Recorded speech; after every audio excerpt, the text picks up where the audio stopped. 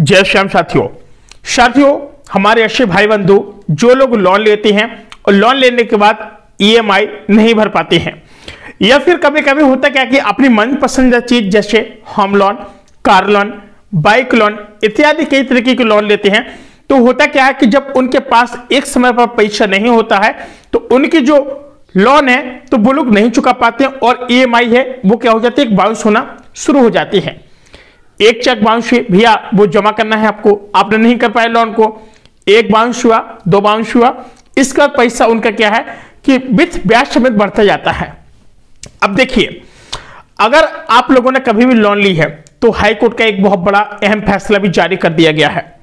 EMI नहीं भरने के मामले में हाई कोर्ट ने भी एक बहुत बड़ा फैसला जारी किया है। उन्होंने कहा है कि लोन की किस्त नहीं भरने के मामले में हाई कोर्ट ने हाल ही में एक फैसला सुना दिया कि हाई कोर्ट कह रहा कि एक फैसला देते हुए कि अगर कोई व्यक्ति गाड़ी खरीदने के लिए फाइनेंस या बैंक से लोन लेता है तो और लोन की किस्त समय पर चुकाने में अगर वो असमर्थ हो जाता है तो कृपया करके फाइनेंस और बैंक द्वारा जो वसूली एजेंटों के द्वारा जो गाड़ी को जब्त करने का जो अधिकार है वो अब गैर कानूनी है। अगर कोई भी बैंक या फिर कोई भी फाइनेंस कंपनी किसी व्यक्ति के द्वारा ली गई लोन के माध्यम से कोई बाइक है, कार है, होम लोन है, अगर उसने लिया है तो किसी भी फाइनेंस कंपनी का ये अधिकार नहीं है कि वो उसके घर पर जा करके उसकी गाड़ी को अपने हाथ में कब्जा कर करके उसको वापस लेकर आए। ऐसा अब अधिकार कोई नहीं है, क्योंकि ईएमआई नहीं भरने वालों के लिए हाई कोर्ट ने बहुत बड़ा फैसला दे दिया है। बल्कि इतने ने उन्होंने ये भी कहा है कि अगर बहुत सारे मामले में ये भी देखा गया है कि कोई व्यक्ति किसी फाइनेंस कंपनी से अगर लोन लेता है, कोई व्यक्ति अगर किसी फाइनेंस कंपनी से लोन लेता है या फिर गाड़ी लेता है और उसकी ईएमआई अगर समय पर नहीं भर पाता है, ईएमआई यानी समय पर नहीं भर पाता है, तो फाइनेंस कंपनी के जो दबंग उसे जबरदस्ती डरा धमका करके व्यक्ति से उसकी गाड़ी को या फिर उसके मकान को या किसी सामान को वो लोग गिरवी रखने की कोशिश करते हैं, ये बिल्कुल गलत है और बिल्कुल एक कानूनी अपराध है अगर ऐसा होता है। और कोर्ट ने यह भी कहा कि फाइनेंस कंपनी और बैंकों पर अगर ऐसा कुछ होता है तो इनके ऊपर बड़ा से बड़ा जुर्माना भी लगाया जाएगा। आजकल होता क्या है, हमारे बहुत सारे ऐसे परिवार होते हैं,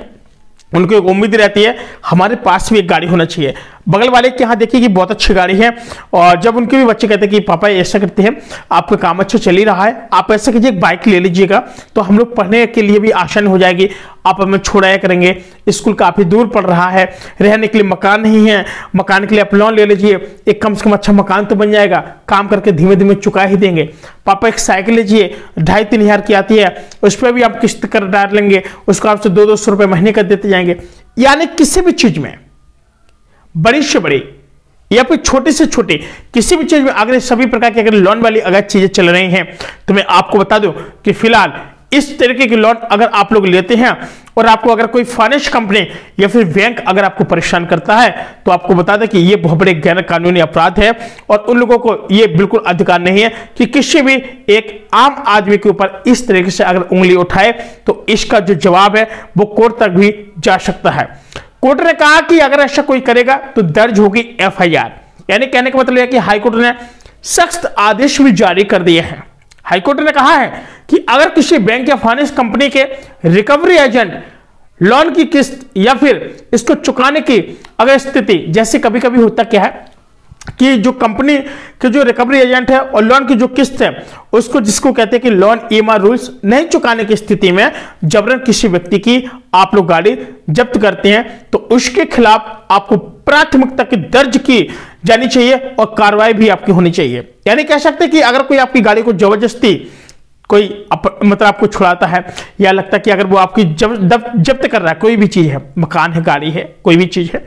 अगर वो आपकी गाड़ी को जबरदस्ती जब्त करने की भी कोशिश कर रहा है तो उसके खिलाफ प्राथमिकता दर्ज की जानी चाहिए और कड़ी से कड़ी कार्रवाई भी की जानी चाहिए। क्योंकि जब कोर्ट ने कहा है कि अगर फाइनेंस कंपनी इस तरीके से करती है तो सीधी बात हो, चाहे बैंक हो फिर चाहे फाइनेंस कंपनी, उसके ऊपर एफआईआर दर्ज होगी। अब आपको बता दें कि जैसे आपके फिलहाल अपडेट है कि जो न्यायाधीश जी हैं यानी राजीव प्रसाद रंजन जी, जो राजीव प्रसाद रंजन प्रसाद जी हैं, उन्होंने कहा कि सिंगल बेंच में इसी मामले की जो कई प्रकार की ऐसे जुड़ी कई याचिकाओं पर सुनवाई करते हुए उन्होंने ये भी कहा है कि फैसला सुना है कि बैंक और फाइनेंस कंपनी के द्वारा लोन नहीं चुकाने की स्थिति में उनके रिकवरी एजेंट अब जबरन गाड़ी को भी जब्त नहीं कर सकते हैं। पहले ये होता था सपुर्द से गाड़ी ले ली, खुशियां हमारे घर में आई, एक तो बड़ी मुश्किल से गाड़ी आ पाती है, जो गरीब परिवार रहते हैं तो कभी भी ऐसी गाड़ी नहीं आ पाती है। बात समझ रहे हैं? जब गाड़ी नहीं आ पाती तो क्या है कि जैसे तैसे गाड़ी नहीं आ पाती तो हमारे सपने जो अधूरे हो जाते हैं। कुछ कमा रहे हैं तो लगता है कि चलो फाइनेंस करा लें, खुदा खास कर जैसे काफी सारी अगर चेक बाउंस हो जाती हैं, नहीं चुका पाते तो जबरदस्ती होने लगता है। तो आपको बता दें कि न्यायाधीश जो राजीव प्रसाद जो रंजन जी हैं, उन्होंने कहा है कि ऐसी कंपनियां अगर याचिका पर सुनवाई करते हुए फैसला सुनाया कि बैंक और फाइनेंस कंपनी के द्वारा लोन नहीं चुकाने की स्थिति में उनके जो भी रिकवरी एजेंट है जब गाड़ी को जबरन और जबरदस्त तरीके से अगर गाड़ी को छोड़ाते हैं या फिर उनकी रिकवरी नहीं करने के दौरान भी और गाड़ी को जब्त नहीं कर पाएंगे और इसकी रिकवरी एजेंट के खिलाफ जो एजेंट होगा फाइनेंस कंपनी का, बैंक का, कहीं का भी हो,